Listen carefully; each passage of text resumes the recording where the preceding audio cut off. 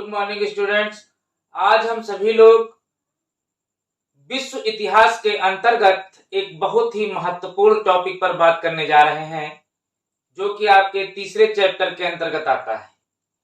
तो महत्वपूर्ण टॉपिक है पुनर्जागरण। पुनर्जागरण आज हम लोग इस पर बात करेंगे कि पुनर्जागरण क्या है।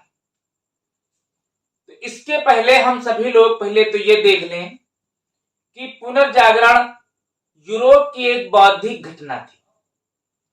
तो सबसे पहले हम लोग यूरोप में चलते हैं और वहां पर देखते हैं कि क्या हो रहा है।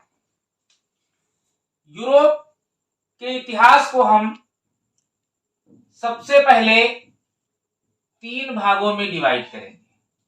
देखिए, पहला है प्राचीन यूरोप, दूसरा है मध्यकालीन यूरोप और तीसरा है आधुनिक काल। तो यूरोप में हम लोग ये देखेंगे पहले कि जो प्राचीन काल है, इस समय यहां पर क्या हो रहा है। तो प्राचीन काल में हमने देखा कि प्राचीन काल आरंभ से लेकर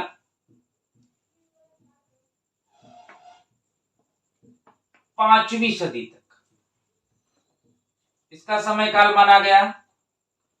मध्यकाल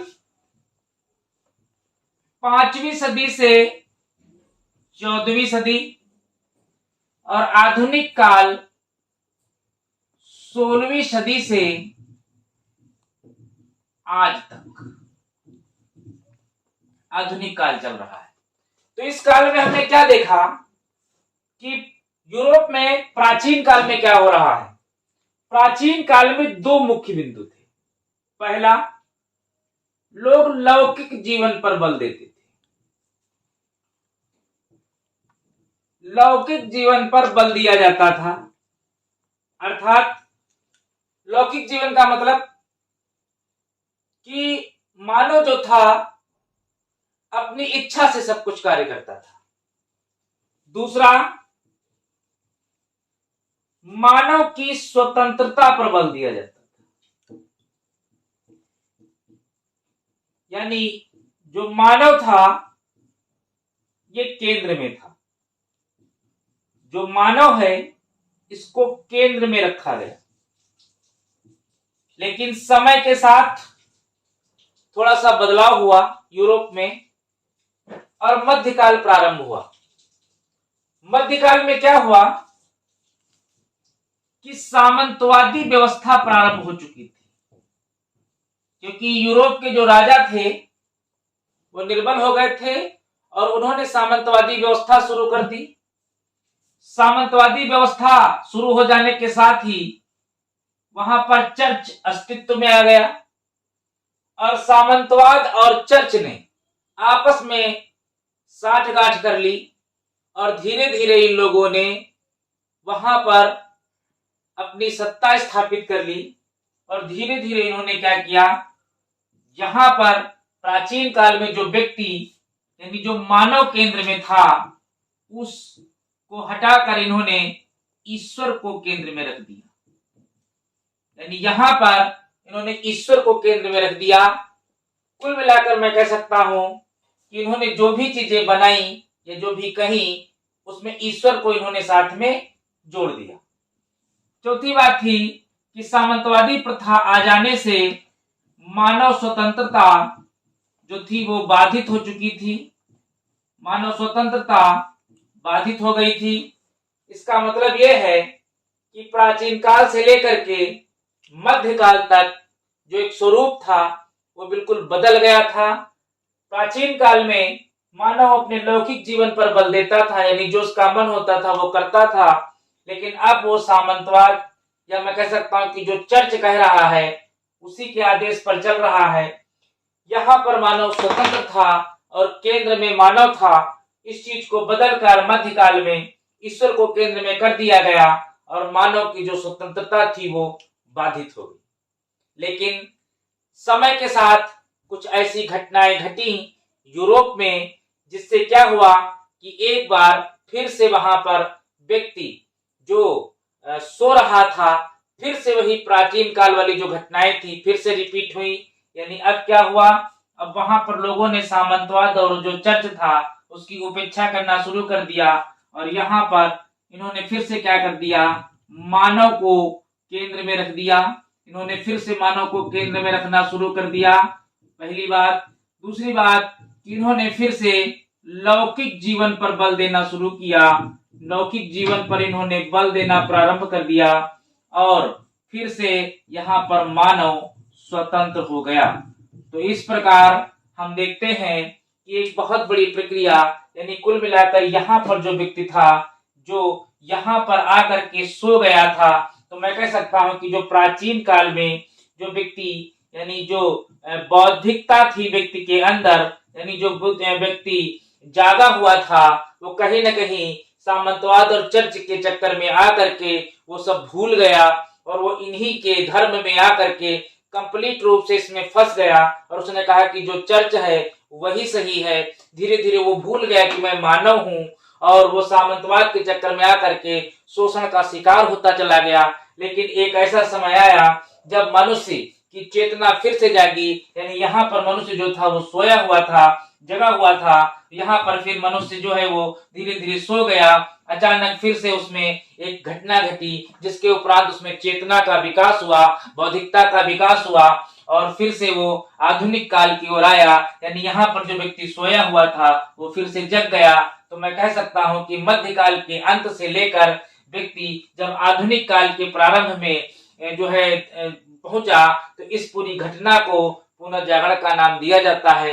या मैं कह सकता हूं कि जो व्यक्ति मध्यकाल में सोया हुआ था वो पुनः जग गया, यानी आधुनिक काल आते आते वो पुनः जग गया। इस घटना को पुनर्जागरण के नाम से भी जाना जाता है। अब हम लोग पुनर्जागरण के अर्थ पे बात करेंगे कि पुनर्जागरण का क्या अर्थ होता है। तो पुनर्जागरण रेनेसा शब्द से बना हुआ है। रेनेसा का अर्थ होता है पुनः जागना, पुनः जागना, यानी पुनर्जागरण का अर्थ होता है पुनः जागना। तो इसका क्या मतलब कि क्या व्यक्ति पहले कभी सो रहा था? बिल्कुल सो रहा था। प्राचीन काल में व्यक्ति जाग रहा था, अचानक से मध्यकाल में आकर के वो सो गया, और फिर आधुनिक काल आते आते वो व्यक्ति फिर से जग गया। पुनः जागना, इसका मतलब व्यक्ति सो रहा था और उसके पहले, इसका मतलब पहले कभी जागा होगा तभी तो सोया होगा। तो प्राचीन काल में वो जाग रहा था, मध्यकाल में सो गया, और आधुनिक काल में वो पुनः जाग गया। तो पुनर्जागरण का अर्थ होता है पुनः जागना। या एक शब्द में मैं ये कह सकता हूं कि मध्य, यानी ये एक बौद्धिक जागरण है। इसको मैं कह सकता हूं कि यह पुनर्जागरण एक बौद्धिक जागरण है। मतलब जब लोगों के अंदर बुद्धि का विकास हो गया और वो सही गलत का अर्थ समझने लगे, बस वहीं पर पुनर्जागरण हो गया। एक तो इसे मैं कह सकता हूं कि ये बौद्धिक जागरण। एक मैं कह सकता हूं कि व्यक्ति मध्यकाल से लेकर मध्यकाल से में उसमें बौद्धिक जागरूकता आनी प्रारंभ हुई, और फिर वो आधुनिक काल में प्रवेश कर गया। तो इसे ही पुनर्जागरण कहा जाता है। मध्यकाल में व्यक्ति में बौद्धिक जागरूकता प्रारंभ हुई और वो आधुनिक काल में फिर प्रवेश कर गया, तो इसे ही बौद्धिक पुनर्जागरण कहा जा सकता है। या मैं कह सकता हूं कि मानव के वे लक्षण जो मध्यकाल के अंत में प्रारंभ हुए, जो मध्यकाल के अंत में प्रारंभ हुए और आधुनिक काल के प्रारंभ में दृष्टिगोचर हुए, आधुनिक काल के प्रारंभ में दृष्टिगोचर होने लगे, यानी दिखाई देने लगे, तो इसे पुनर्जागरण कहा गया। तो बहुत सारी परिभाषाएं हैं पुनर्जागरण की। मैं एक बार फिर से बता देता हूं। पुनर्जागरण रेनेसा शब्द से बना हुआ है, जिसका अर्थ है पुनर्जागरण, पुनः जागना। यह एक बौद्धिक जागरण है। मध्यकाल में व्यक्ति की जो चेतना थी, जो बौद्धिकता थी, वो सोई हुई थी। अचानक उसने एक घटनाएं घटी जिसके अंतर्गत उसकी बौद्धिक चेतना का विकास हुआ और यही पुनर्जागरण काल कहलाया। या मैं कह सकता हूँ कि मध्यकाल के अंत में जो बौद्धिक जागरण प्रारंभ हुआ, ठीक वो आधुनिक काल में व्यक्ति उससे प्रवेश कर गया, इस पूरी घटना को पुनर्जागरण कहा गया। या मैं कह सकता हूँ कि मध्यकाल से लेकर के आधुनिक काल में जब व्यक्ति का प्रवेश हुआ, यही पुनर्जागरण है। या मैं कह सकता हूँ कि मध्यकाल के अंत में जिसके जो बौद्धिक जागरण था उसका प्रारंभ हुआ और आधुनिक काल जैसे ही प्रारंभ हुआ, ये जो बौद्धिक जागरण था इसके लक्षण दृष्टिगोचर होने लगे, दिखाई होने लगे। या मध्यकाल से लेकर आधुनिक काल तक ये जो पूरी प्रक्रिया है, इसको ही पुनर्जागरण कहा गया। तो पुनर्जागरण की बहुत सारी परिभाषाएं हैं, इसे आप अपने शब्दों में जो अच्छी परिभाषा लगे वे आप लिख सकते हैं। जैसे हम लोग पढ़ते हैं कि औद्योगिक क्रांति, तो औद्योगिक क्रांति कैसे हुई थी, देखिए थोड़ा सा मैं यहाँ पर आपको बता दूं कि औद्योगिक क्रांति का मतलब ये है, क्रांति तो मतलब आप समझ गए कि एक शब्द है आमूल चूल, ये थोड़ा सा ध्यान रखिएगा, आमूल चूल यानी उद्योगों के क्षेत्र में आमूल चूल परिवर्तन हुए, इसको औद्योगिक क्रांति कहा है। ये मैं कह सकता हूं, यानी उद्योगों के क्षेत्र में कैसे आमूल चूल परिवर्तन हुए, मतलब यह है कि ऐसा तो नहीं था कि पहले लोग कपड़े नहीं पहनते थे, कपड़े पहनते थे लेकिन कपड़ों को कोई जुलाहा बनाता था। बाद में क्या हुआ, मशीनें लग गई, तो उसी कपड़े को एक आदमी जो दिन भर में 2 पीस बनाता था, वो 500 यानी कपड़े पहले भी बनते थे, कपड़े बाद में भी बनने लगे। लेकिन क्या हुआ कि कपड़ों के बनने में जो है परिवर्तन हो गया, आमूलचूल परिवर्तन हो गया। ठीक इसी तरीके से जो बहुत सारे उद्योग थे, जूते का उद्योग, कोई भी उद्योग ले लीजिए, पहले आदमी हाथ से जूते बनाता था, फिर मशीनों से बनने लगे। तो मैं कह सकता हूं कि उद्योगों के क्षेत्र में जब आमूलचूल परिवर्तन हो गया, तो इसको ही औद्योगिक क्रांति कहा जाता है। इसी तरीके से जब राजनीति में आमूलचूल परिवर्तन हो जाए, तो उसे राजनीतिक क्रांति कहा जाता है। समाज के क्षेत्र में आमूलचूल परिवर्तन हो जाए तो उसे सामाजिक क्रांति कहा जाता है। धर्म के क्षेत्र में आमूलचूल परिवर्तन हो जाए तो उसे धार्मिक क्रांति कहा जा सकता है। तो इसी तरीके से मैं कह सकता हूं कि पुनर्जागरण क्या है, एक बौद्धिक जागरण है, यानी एक चेतना है, यानी जब लोगों की चेतना जागी, इसके पहले चेतना सोई हुई थी। तो यहाँ पर मैं अगर एक अपनी परिभाषा दूं तो मैं कह सकता हूं कि जब लोगों की चेतना में आमूलचूल परिवर्तन हो जाए तो इसे पुनर्जागरण कहा जाता है। आप इसे लिख सकते हैं कि जब लोगों की चेतना में आमूलचूल परिवर्तन होने लगा तो वह प्रक्रिया पुनर्जागरण की प्रक्रिया कहलाई। यहाँ पर आप इससे भी कह सकते हैं। हम लोग पुनर्जागरण के कारणों पर चर्चा करेंगे कि पुनर्जागरण के क्या कारण थे, पुनर्जागरण के उदय के कारणों पर हम लोग चर्चा करेंगे। पुनर्जागरण के उदय के कारण, उदय के कारणों पर चर्चा करेंगे। चलिए सबसे पहले मैं आपको बताना चाहूंगा धर्म युद्ध। हुआ क्या था कि उस समय यूरोप में यानी रोमन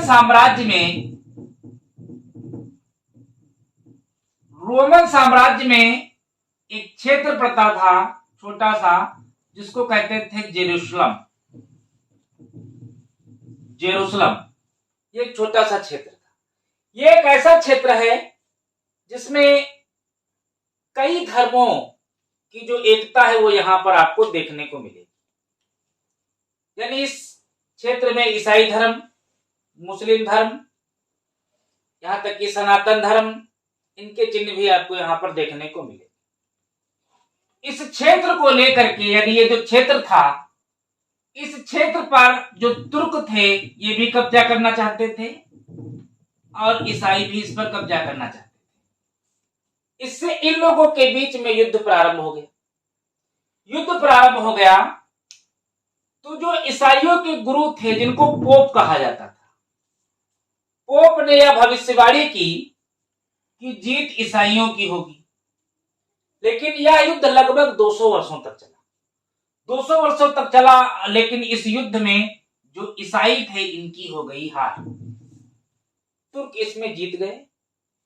तो जब ईसाइयों की हार हो गई तो वहां की जो आम जनता थी, कहीं ना कहीं उसके मन में एक शंका उत्पन्न हुई अपने पोप के प्रति कि इन्होंने जो भविष्यवाणी की है वो भविष्यवाणी सत्य नहीं सिद्ध हुई, कहीं ना कहीं कुछ न कुछ गड़बड़ जरूर है, जिससे इन लोग के अंदर एक बौद्धिक चेतना का विकास हुआ और वो सोचने को विवश हुए कि कहीं न कहीं कुछ न कुछ गड़बड़ जरूर है, जो मुझे बरगलाया जा रहा है या मुझे गलत जानकारी दी जा रही है, जिससे इनके अंदर बौद्धिक चेतना का विकास हुआ। ये लोग सोचने के लिए विवश हुए और बस यहीं से पुनर्जागरण के उदय का कारण पड़ा। अगला पॉइंट हम लोग देखते हैं कि कुस्तुनतुनिया का पतन। कुस्तुनतुनिया का पतन, ये पूरा जो साम्राज्य था, ये पूरा साम्राज्य रोमन साम्राज्य था। यानी इस पूरे साम्राज्य पे क्या था, ईसाइयों का कब्जा था, बहुत बड़ा साम्राज्य था। और ये दो हिस्सों में डिवाइड था। एक था पश्चिमी हिस्सा और दूसरा था पूर्वी हिस्सा। सन 1453 में ये जो सल्ज तुर्क थे, इन्होंने क्या कर दिया, कुस्तुनतुनिया पर अधिकार कर लिया, यानी इस पूर्वी भाग पर अधिकार कर लिया। पूर्वी भाग पर जब अधिकार कर लिया तो अब यहां के जो ईसाई लोग बचे, उनके सामने एक प्रॉब्लम आई। उनके सामने तीन ऑप्शन हुए कि या तो वो इस्लाम धर्म स्वीकार कर ले, पहली बात तो ये। दूसरी बात यह आई या तो वो यहां से भाग जाए। तीसरी बात है या तो फिर वो यहीं पर रहकर शोषण सहे। तो बहुत सारे जो यहां पर ईसाई थे वो यहां से भागी। अब भागेंगे कहां, पश्चिमी रोमन की तरफ भागेंगे, क्योंकि पूर्वी रोमन पर तो तुर्कों का अधिकार हो गया था। और जब इन्होंने तुर्कों पर अधिकार कर लिया, यह पूरा क्षेत्र ऑटोमन साम्राज्य कहलाया। इसी को ऑटोमन साम्राज्य कहा जाता था। ये ऑटोमन साम्राज्य है। अब ये लोग भागे पश्चिमी देश, अपने रोमन साम्राज्य के पश्चिमी भाग की ओर भागे और भाग करके कहां पहुंचे, इटली पहुंचे। यहां पर बस गए। इनमें से बहुत सारे विद्वान, दार्शनिक, लेखक, विचारक ये सब थे। इन्होंने अच्छी अच्छी किताबें लिखी और वो जनता तक पहुंचाई। जनता ने उन किताबों को पढ़ा, जिससे उनके अंदर बौद्धिक चेतना का विकास हुआ, जो आगे चलकर पुनर्जागरण के उदय का कारण बना। आगे देखेंगे हम।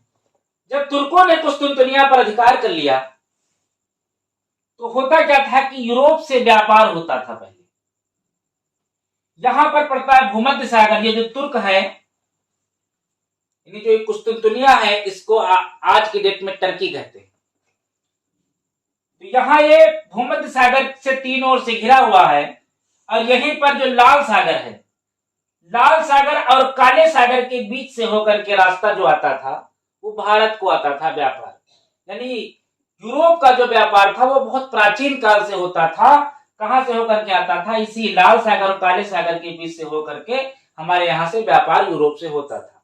लेकिन 1453 में तुर्कों ने जब उस पर अधिकार कर लिया, यानी ऑटोमन साम्राज्य की स्थापित कर लिया, तो उन्होंने यूरोपियों को भारत आने नहीं दिया या एशियाई देशों की ओर जाने नहीं दिया। इस रास्ते पर उन्होंने अपनी नौसेना बैठा दी। लेकिन जब नौसेना बैठा दी तो ऐसी कंडीशन में क्या हुआ कि जो पश्चिमी यूरोप था, जहां पर ईसाई थे, इनके सामने खाद्य समस्या उत्पन्न हो गई, क्योंकि आज भी यहां पर अनाज बहुत कम मात्रा में उत्पन्न होता है।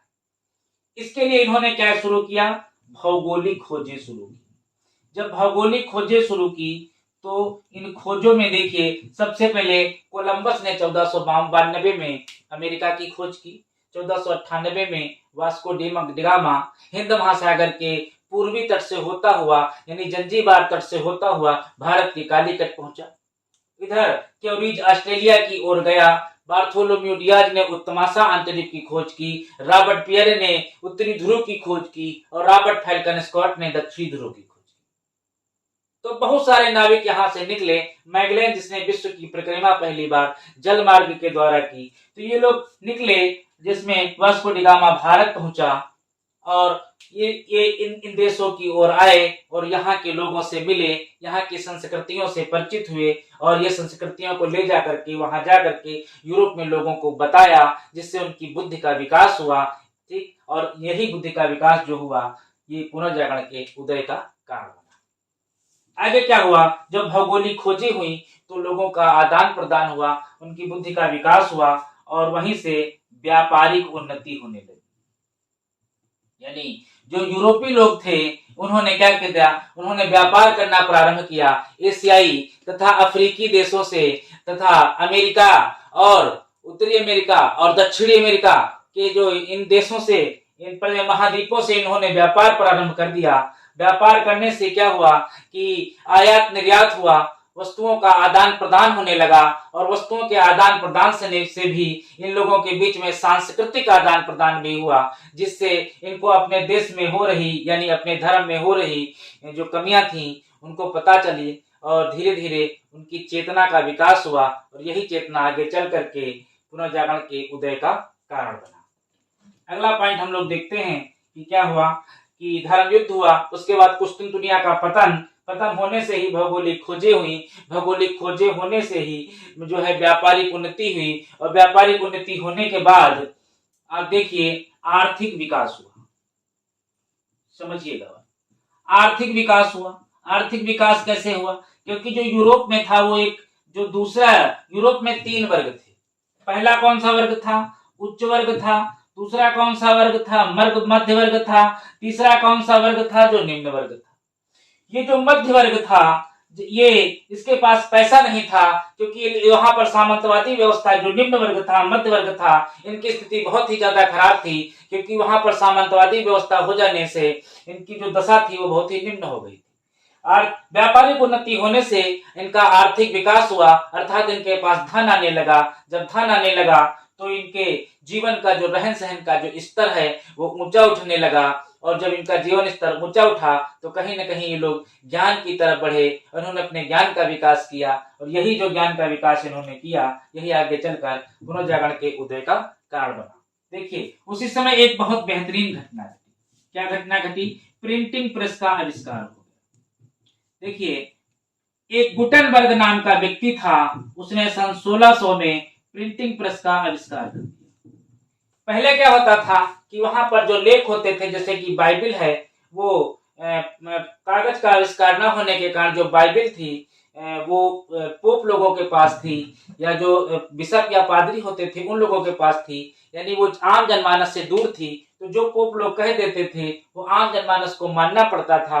लेकिन प्रिंटिंग प्रेस के आविष्कार हो जाने से जो बाइबिल था वो अब सुलभता से आम जनमानस तक पहुंचने लगी। उधर वाइक्लिफ ने बाइबिल का अंग्रेजी में अनुवाद किया, मार्टिन लूथर ने बाइबिल का जर्मन भाषा में, यानी अपनी मातृभाषा में जो है उसका अनुवाद किया, जिससे वो लोगों के पास पहुंचने लगी, लोग उसको पढ़ने लगे।